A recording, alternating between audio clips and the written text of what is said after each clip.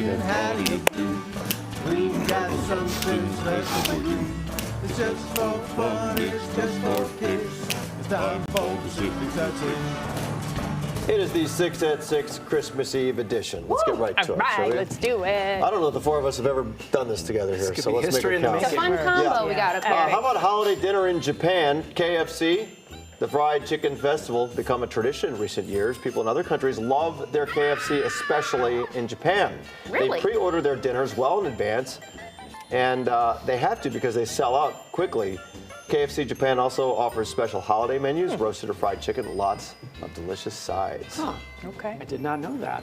Number 5, in Norway, they're hiding their brooms. Yes, the brooms. Come Christmas Eve. And here's why. Norwegians believe Christmas Eve coincides with the arrival of witches and other evil spirits. Exactly. So they hide all their brooms before they go to sleep. The idea is to keep the witches from taking a joyride around the house, possibly destroying things.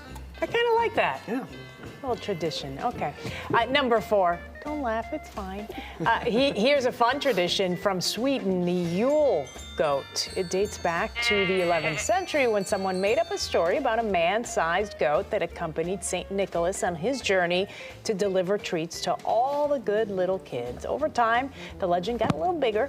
So did the goat. People now make their own giant Yule goats every year at the beginning of Advent. In one town, they actually make a 40-foot goat. Unfortunately, people like to burn that goat down and turn it into a giant bonfire. It's been destroyed more than 35 times since 1966. Well, what else are you going to do with it? I think it's a good way to end it. Okay. Why did the goat have its horns like on its butt though? It's probably for stability.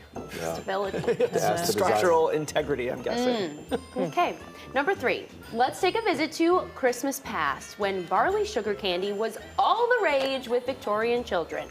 Candy makers, they would boil down refined cane sugar, which was brand new at the time, and they'd mix it with barley water and other additives. Barley has a mild, slightly nutty flavor.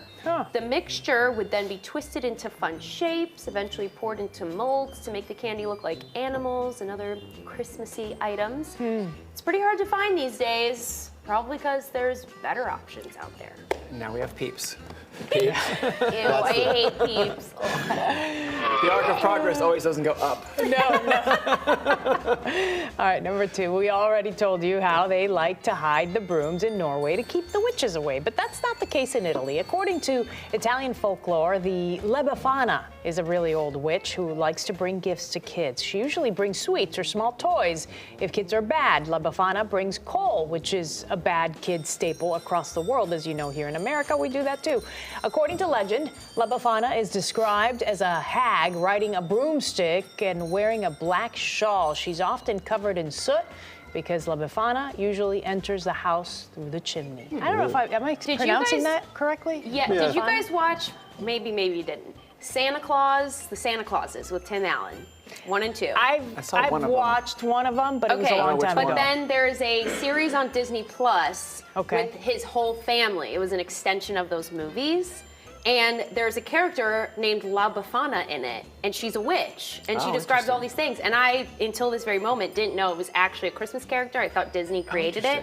So if you want to learn more, see a current personification, you should watch it. And learn if I pronounced it correctly. Correct. La I think you Befana. did, Okay. Lourdes. I think you did. Okay. All right, well, we're at number 1 here. Speaking of gifts, it's the last 666 before Christmas Day. Okay. So what was the best gift you've ever received?